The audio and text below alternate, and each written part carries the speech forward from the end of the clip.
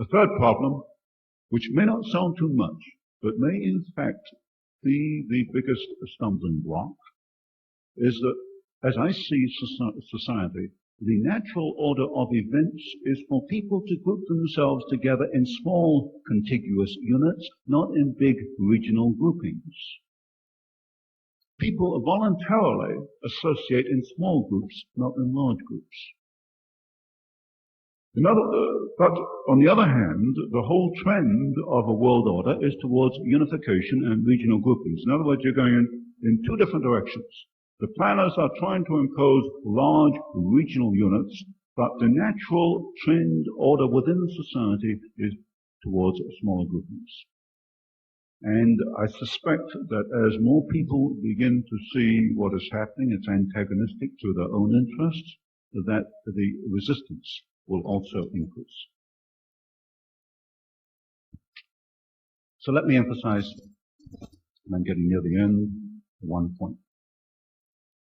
That the battle for American independence can only be won with facts, and they have to be accurate facts. I do not believe that the American people want to abandon the Constitution or free enterprise or individual freedom. I don't believe the American people want such things as internal passports, $100 billion energy programs, forced busing, backbreaking taxation. I don't think they want it.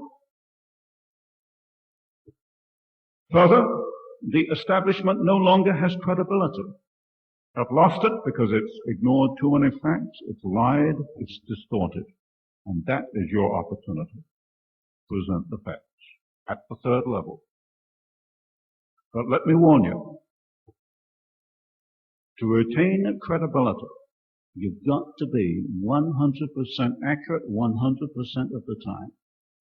If you get it wrong once, you've lost your audience. Your enemies will never let you forget it. To make one mistake is instant loss of credibility. Sometimes it's very tempting, I think, to overstate the case, but don't do it, because you can't do it and win. And let me leave you this morning with, I think, the moral of my story, what I tried to write over the last decade. We tend to emphasize the obvious. We can recognize the planners and their socialist friends. They're directly identifiable. To give you one example, Attorney General Levi says he's going to introduce internal passports, and he knows it's unconstitutional. He says so. Now that to me is an obvious enemy. I don't sleep wondering what he's going to dream up for me next. But more important, perhaps, are those behind the scenes, what I call the subsidizers. Those who provide the technology, the financing, the political power, the political thrust for world dictatorship. Look at the subsidizers. Look, for example, at big business. Big business supplied technology both to Hitler's Germany and to Soviet Russia, and backed both at the same time, and Roosevelt for good measure. Look at the academics,